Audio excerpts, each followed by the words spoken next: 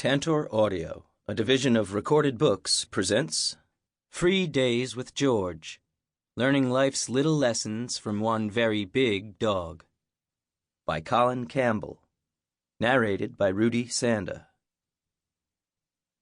Prologue. I am a swimmer and a surfer. I love the ocean. My dog, George, a 140-pound Landseer Newfoundland, also loves the water. I hesitate at the language here, because my dog makes me sound like I own this being I share much of my life with. As I hope you'll see in this book, George is possessed only by himself, and we humans lucky enough to know him and to have had our lives touched by him are merely the recipients of his generous gifts.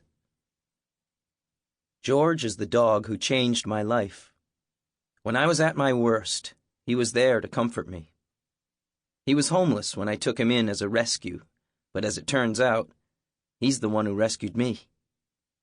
He taught me how to walk and how to wait, how to sit and be patient, and how to accept and embrace change. He taught me the power of hugs, to whisper instead of yell, to listen more deeply to others around me, and to be sensitive to those in need. He taught me to ride the waves of life instead of letting them wash over me and drown me. He taught me you can swim out to sea too far, and he's towed me back to the safety of shore more times than I can remember. He taught me that the sport of surfing, like life, can't be taken too seriously, that sometimes just getting up on a board is all you need to do to make yourself and those around you happy. Many of the life lessons I learned with George were reminders of lessons I'd learned long ago. Isn't it true that, often without our recognizing it, life comes full circle? My grandfather, Nick Howes, was the first positive force in my life, and in so many ways he was my first teacher.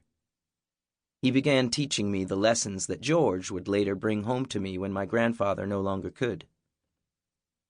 So let me rewind a bit here and tell you about my grandfather, Seymour Wilde Howes III. He was born on a sugar plantation on the Caribbean island of Montserrat in 1913. He preferred to be called Nick. I called him Grandpa. A decorated World War II hero, he was one of the first to arrive on the beaches of Normandy, France, on D-Day, where he saved several of his fellow soldiers from drowning after their landing craft struck a mine. After the war, Grandpa lived what would be deemed by most standards a modest, ordinary life. Yet to me, he was anything but ordinary. My younger brother, David, and I had a very close relationship with our grandfather. Grandpa lived his life passionately and selflessly, making us feel special in both little and big ways that would help shape our lives for years to follow. As boys, we used to spend all summer at his cottage on a serene beach in a quiet cove in Nova Scotia, Canada. Most mornings we woke up to the smell of sizzling bacon and the sound of my grandfather's deep, enthusiastic voice. "Get up, lazy bums," Grandpa would bellow as we lay in bed. "Today is an important day. We have important things to do." According to my grandfather, we had important things to do every day. "Let's see," he'd say, standing in the doorway to our room. He'd be checking an invisible schedule that hovered outside beyond the cottage's picture window, somewhere down where the ocean lapped the shores of the sandy beach. "We have swimming to do today, and sandcastle building. Then we have lawn mowing and firewood chopping, and more swimming. Then we have sailing, followed by a quick trip into town for some grocery shopping. Then we have a barbecue scheduled. Then I'm pretty sure we have some blueberry pie eating to get in there right after. Then we are going to finish with some toothbrushing, pajama wearing, and bedtime story reading." My brother and I would listen to this from the warm comfort of our bunk beds, pretending to be asleep, until Grandpa would say, "But before we get to all that, I've got to get you lazy bums out of bed." And with that, he would launch at us and tickle us through a mound of blankets as we laughed and giggled and laughed some more. No matter how old we got, for years, for a decade, That's how we started every summer day with him. He ended our days almost the same way. After our agenda of chores and fun, dusk would be upon us before we even realized it. We'd be dog-tired as we changed into our PJs and prepared for bed. He would come in to read us a story, and before he would turn out the light, he would ask, "Boys, did you have a good day?" "Of course we did, Grandpa." "You know, boys," he'd say, his voice soft and gentle, "today was a free day." "What's a free day, Grandpa?" we would ask without fail. With a big smile, he would look down at us and say, "A free day is when you spend a whole day doing things you love to do, like building sandcastles, flying kites, or going swimming. And when you do those things with people you love who love you, you don't grow old that day.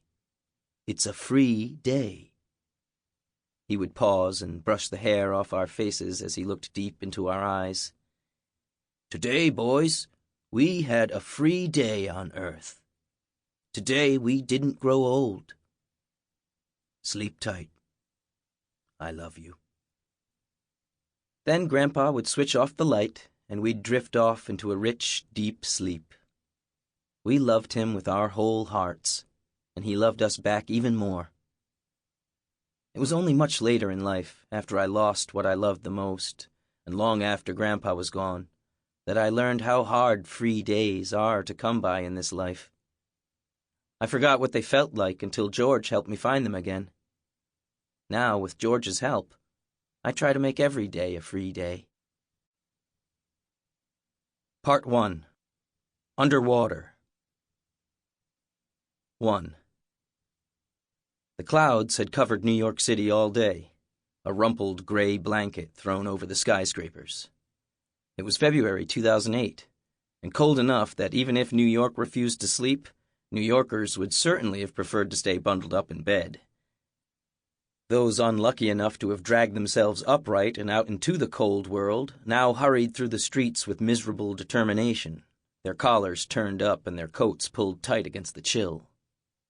I was in New York on a business trip, and all I could think of was finishing my day of meetings and flying home to my lovely wife of 4 years. None of the chill and chaos bothered me, because soon I'd be flying home. Soon I'd be with Jane. I was working as an executive for MKTG, a hip marketing firm based in New York City. I loved working there. These were the smartest, most innovative people who I'd ever worked with. They were professional and fun. I ran their Canadian office in Toronto. I had come to New York to follow up on a television show we had pitched to NBC.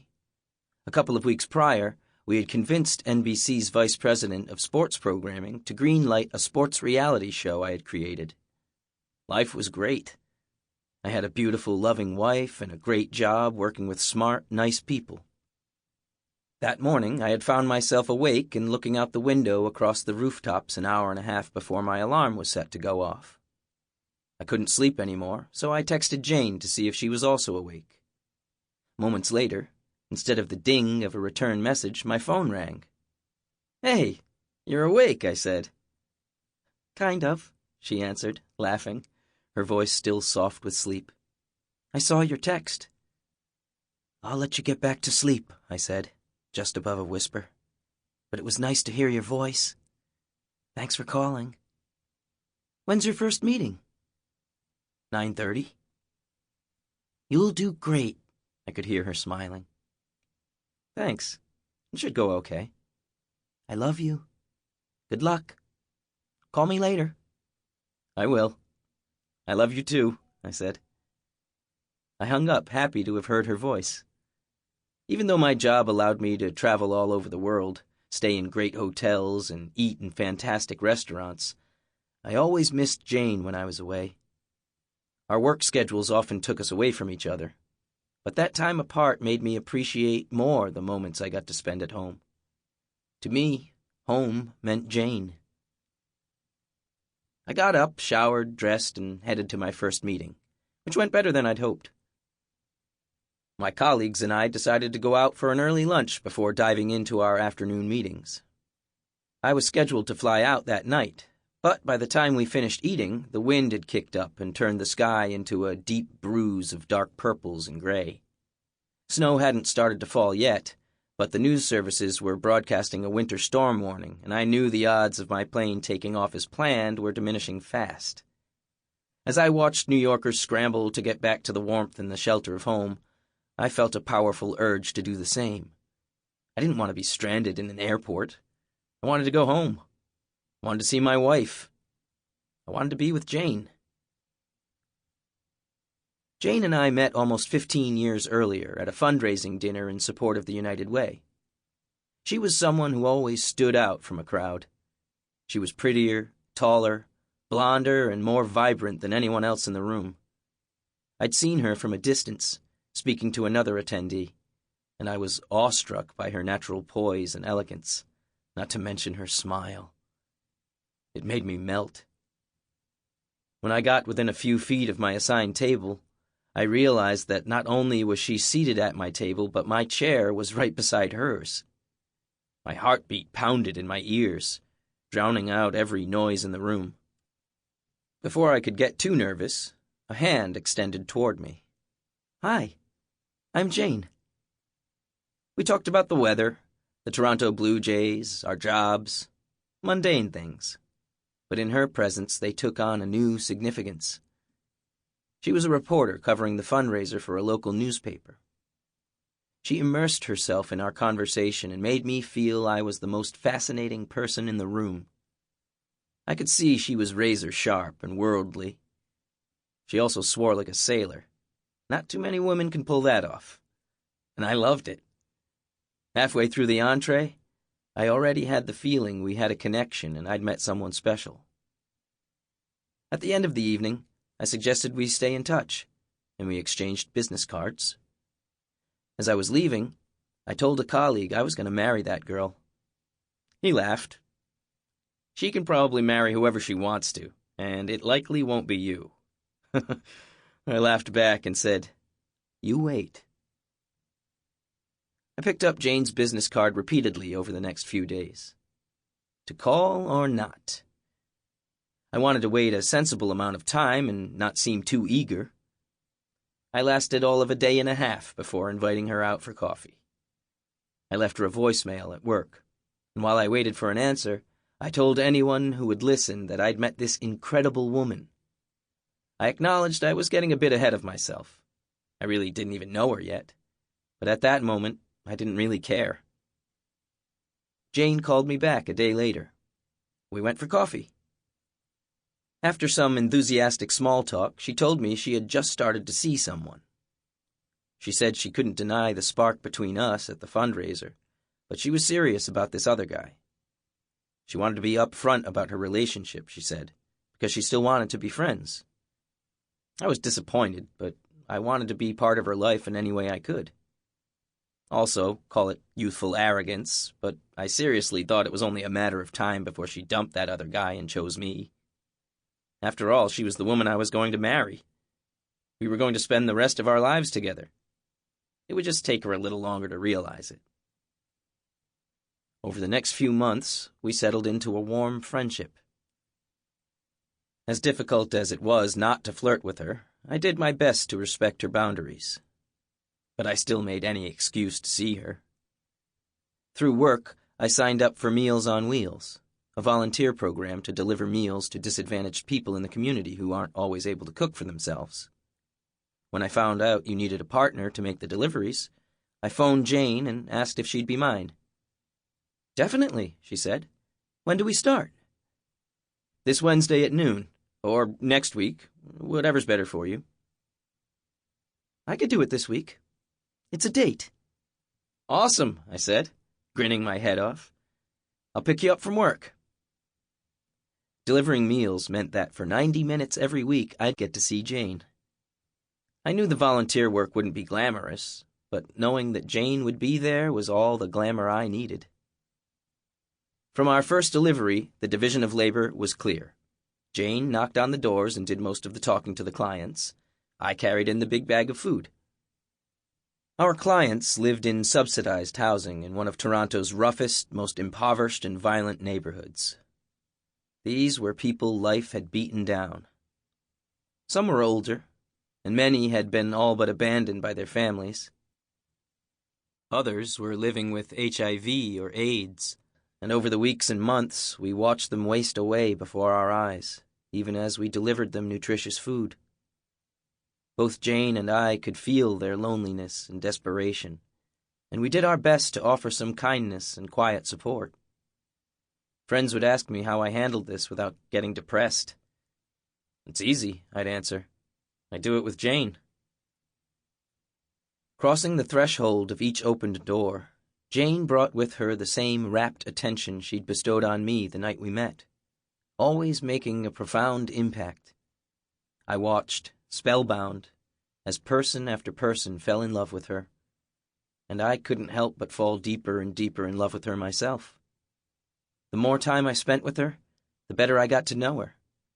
And the more I knew her, the more I felt that my initial impulse to spend the rest of my life with her was not so crazy after all. Every week she would turn her attention to me before we got started. She'd look me right in the eye and ask, "How are you, Colin? What's new with you? What's good in your life?" It's a common thread in my life. The people who have the most meaning to me look me right in the eye.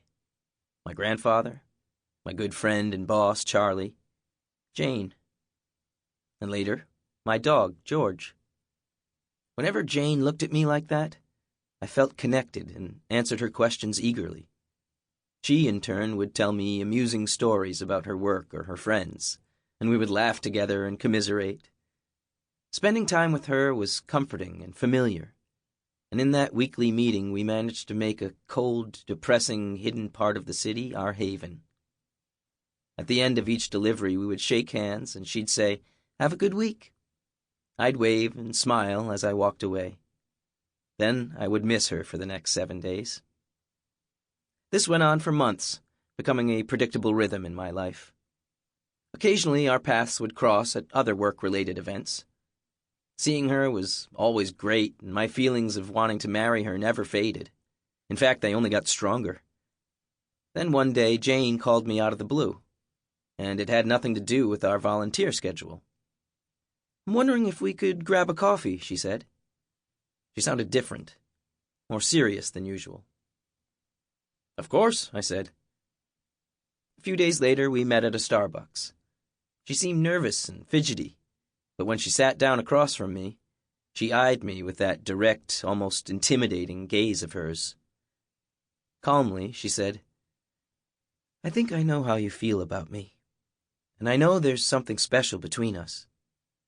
I really value what we have as friends, and so I wanted you to hear this from me before someone else says something." I sensed that whatever was coming next wouldn't be good. "I'm getting married." For more than 2 years, I'd dealt with not being able to be with her by pushing my feelings aside. But in the background, I'd never shaken the belief that she would eventually break up with this guy and choose me. When she shared this news, I was crushed and knew I couldn't see her anymore, even as a friend. I made the best of it in the moment. I smiled and told her I was happy for her and wished her luck. But from that point on, I made a conscious effort not to see her. She didn't need me in her life. Reluctantly, it was time for me to move on. By 2004, which was many years later, Jane was no longer on my mind. I was still single, had quit my job in Toronto, and moved back to Nova Scotia to be near my grandfather. He was in poor health, and I wanted to make the most of the time he had left. He was an anchor to me when I was growing up, and I wanted to return the love and care he'd given me as a boy. My grandfather was the most passionate person I'd ever met, a man who lived life to the fullest no matter what he was doing, fixing a car, telling a joke, hosting a barbecue, or swimming with his grandsons at the cottage. Helping take care of my grandfather meant being away from my normal life for quite a long time. I still made semi-regular trips to Toronto for business and to visit friends, and it was on one of those trips, to see my accountant in the early days of March, that I ran into Jane.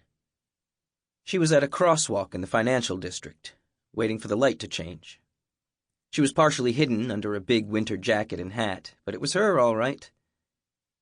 While over the years I had tried to move on, thought I had, the moment I saw her I knew I had not done a very good job. I watched her get closer and closer after the light changed. Then I caught her beautiful, pale blue eyes brighten as she noticed me. Her face broke into a beaming smile, and she reached out and gave me a huge hug. I held her in the middle of the intersection, too stunned to speak. The taxi, trying to turn the corner, started honking at us, so I put my arm around her and ushered us over to the safety of the sidewalk. "I heard you'd moved away," she said, out of breath. "I heard you were in Halifax." All I could get out was, "Yup." "What are you doing back in Toronto?" I told her that I was in town for just a day and that I had moved out east because my grandfather was not doing so well.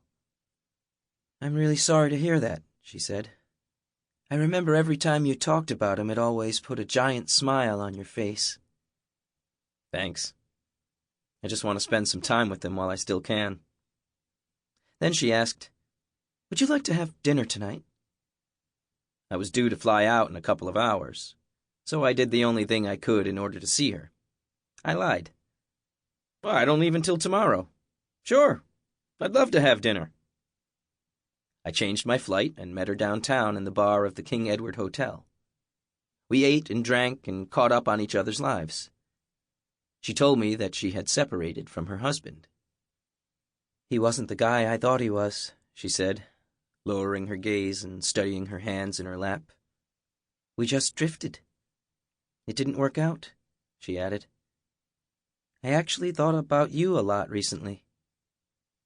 And that's when she paused, looked me right in the eye, and stated, "I married the wrong man." I couldn't believe what I was hearing. In the years since I'd met her, I'd dated other women and had even had a few meaningful relationships.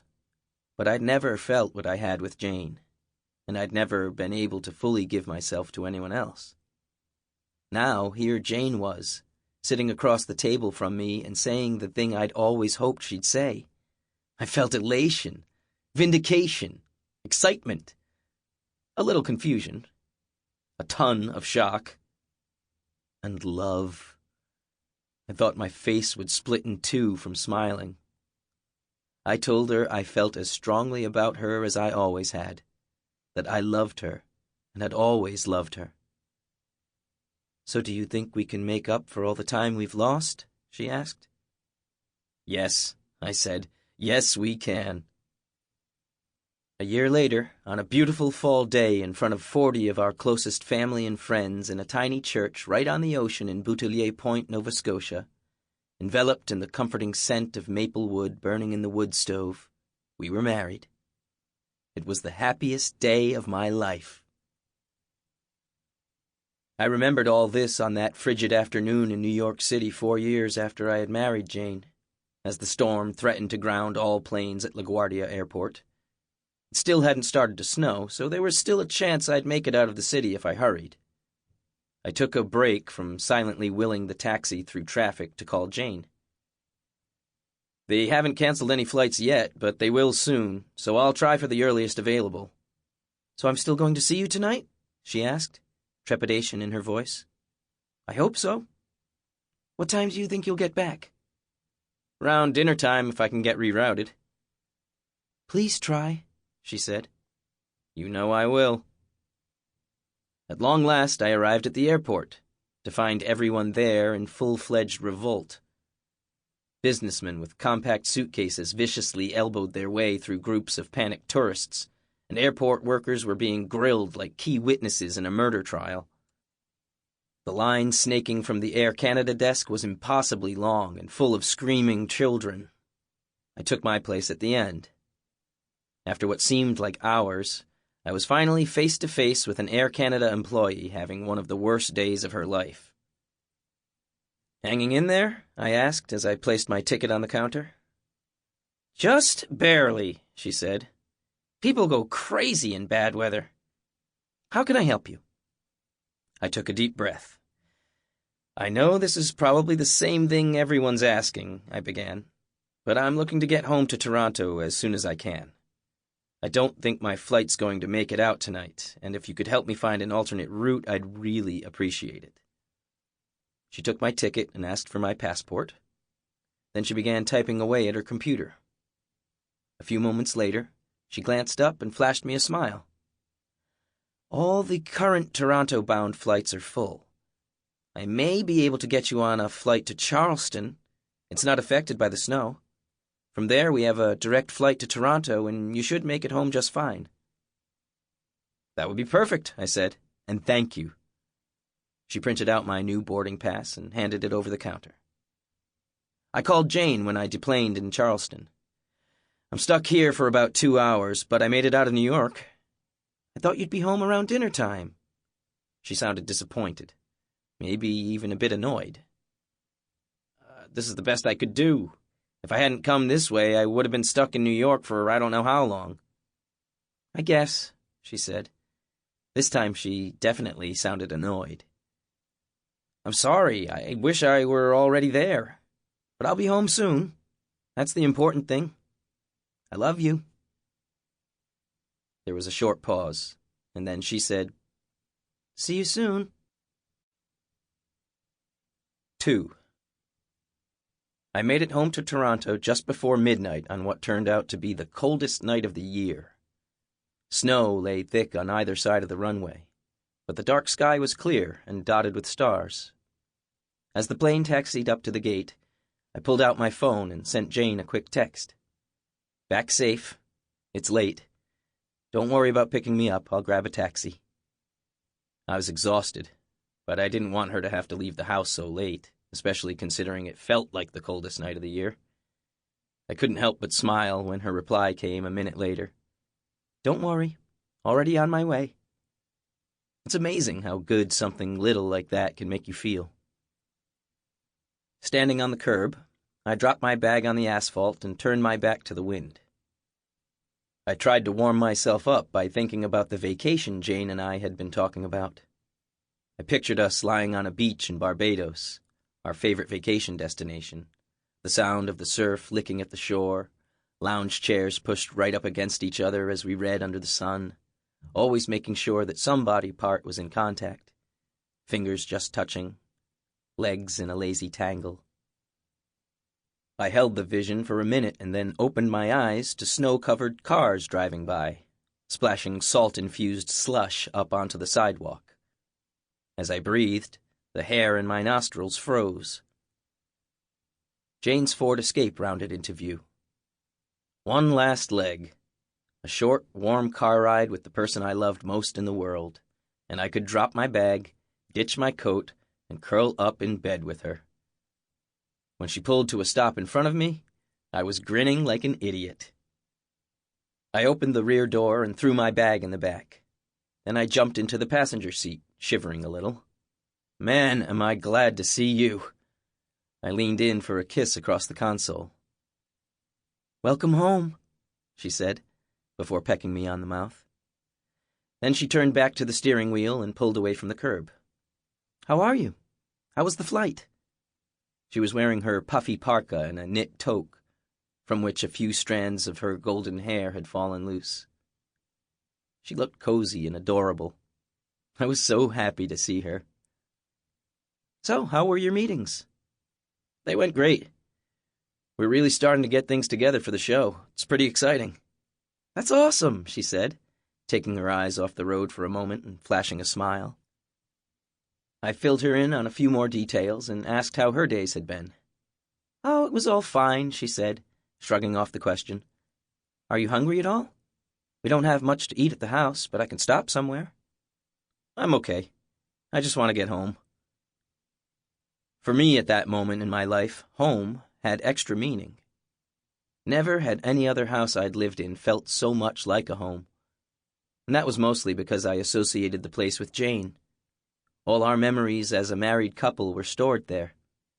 Its location, across from a park, looking out at a children's playground on a quiet one-way street in the east end of the city, was what we'd fallen in love with first. The house itself had good bones. We got it at a decent price because its last major repairs had been done in the 1960s. Sample complete. Ready to continue?